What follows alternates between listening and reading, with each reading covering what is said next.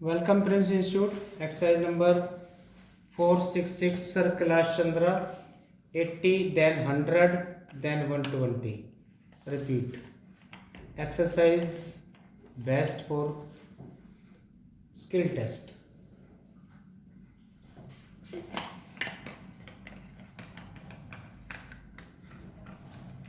Ready? Start. Mr. Vice Chairman, Sir, as a basic human need, shelter comes next only to food and clothing. Even the early man discovered caves to seek shelter against the vagaries of nature. Today, with rising population, many of the developing countries have to cope with and suffer malnutrition, disease, literacy, and hunger. Yet, it is the housing problem which seems to be the most intractable one. About one fourth of the world's population is either houseless or lives in abysmally poor and unhealthy environment. In India, sir, according to the 2001 census, 2 lakh urban households and another 4 lakh rural households have been without shelter. Taking into account the overcrowding and the awful congestion and the need to replace the kacha houses and repair the degraded and dilapidated ones, the actual housing deficit is to the tune of 59 lakhs in urban areas and 188 lakhs in rural areas. The deficit of housing is expected to rise to 39 million by the year 2000 AD. Sir, 25% of the urban population in India lives in slums which are without basic services. Another 20% of the urban population consists of households that are slum dwellers and live in single room units. Sir, this is the housing scenario in our country at the moment. In the early years of our planning, with the weak economy that was inherited at the time of independence, housing was not on the top of national agenda. The first priority obviously was to provide food for the people. A massive national program and endeavor has resulted in self-sufficiency in food, and we can be legitimately proud of our industrial progress also. In the sphere of communications and health services, we have made major strides, and the government has also intervened to ensure that clothing is provided reasonably to people in the country. With a fair amount of success in the other spheres, the attention now has obviously to turn to housing and, of course, to education.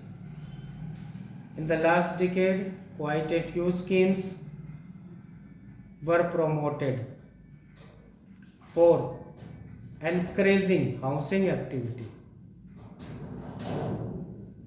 For the first time, A policy of housing has been formulated to grapple with the situation.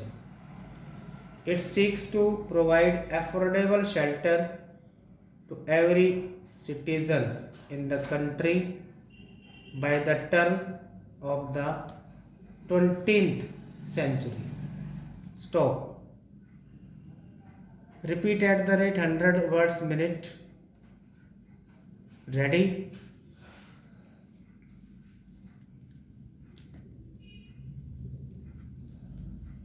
Start. Mr. Vice Chairman, sir, as a basic human need, shelter comes next only to food and clothing. Even the early men discovered caves to seek shelter against the vagaries of nature. Today, the rising population, many of the developing countries have to cope with and suffer malnutrition, disease, illiteracy, and hunger. Yet it is the housing problem which seems to be the most intractable one. About one-fourth of the world's population is either houseless or lives in abysmally poor and unhealthy environment. In India, sir, according to the 2001 census, 2 lakh urban households and another 4 lakh rural households have been without shelter. Taking into account the overcrowding and the awful congestion and the need to replace the kacha houses and repair the degraded and dilapidated ones, the actual housing deficit is to the tune of 59 lakhs in urban areas and 188 lakhs in rural areas. This deficit of housing is expected to rise to 39 million by the year 2000 AD. Sir, 25% of the urban population in India lives in slums which are without basic services. Another 20% of the urban population consists of households that are slum dwellers and live in single room units. Sir, this is the housing scenario in our country at the moment. In the early years of our planning with the weak economy that was inherited at the time of independence, housing was not on the top of national agenda. The first priority obviously was to provide food for the people. A massive national program and endeavor has resulted in self-sufficiency in food, and we can be legitimately proud of our industrial progress also. In the sphere of communications and healthy services, we have made major strides, and the government has also intervened to ensure that clothing is provided reasonably to people in the country. With a fair amount of success in the other spheres, the attention now has obviously to turn to housing and, of course, to education. In the last decade, quite a few schemes were promoted for encouraging housing activity. For the first time, a policy of housing has been formulated to grapple with the situation. It seeks to provide affordable shelter to every citizen in the country by the turn of the 20th century. Stop. Repeat 120 words at the every minute. Ready? Start. Mr. Vice Chairman, sir, as a basic human need, shelter comes next only to food and clothing. Even the early man discovered caves to seek shelter against the vagaries of nature. Today, with the rising population, many of the developing countries have to cope with and suffer malnutrition, disease, illiteracy, and hunger. Yet, it is the housing problem which seems to be the most intractable one.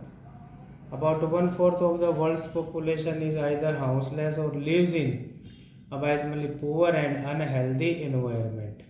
In India, sir, according to the census, 2 lakh urban households and another 4 lakh rural households have been without shelter. Taking into account the overcrowding and the awful congestion and the need to replace the kacha houses and repair the degraded and dilapidated ones, the actual housing deficit is to the tune of 59 lakhs in urban areas and 188 lakhs in rural areas. This deficit of housing is expected to rise to 39 million by the year 2010 AD. Sir, 25% of the urban population in India lives in slums which are without basic services.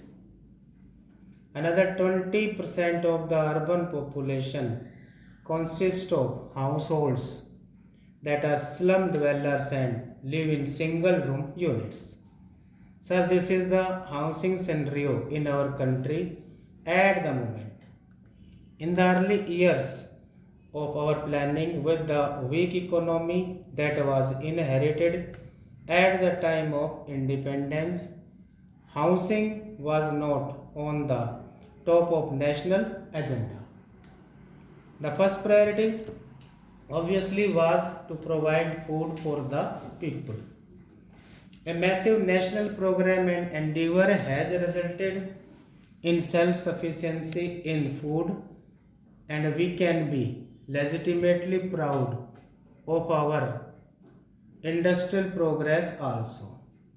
In the sphere of communications and health services, we have made major strides, and the government has also intervened to ensure that clothing is provided reasonably to people in the country. With a fair amount of success in the other spheres, the attention now has obviously to turn to housing and, of course, to education. In the last decade, quite a few schemes were promoted for encouraging housing activity. For the first time, a policy of housing has been formulated to grapple with the situation. It seeks to provide affordable shelter to every citizen in the country by the turn of the 20th century. Stop.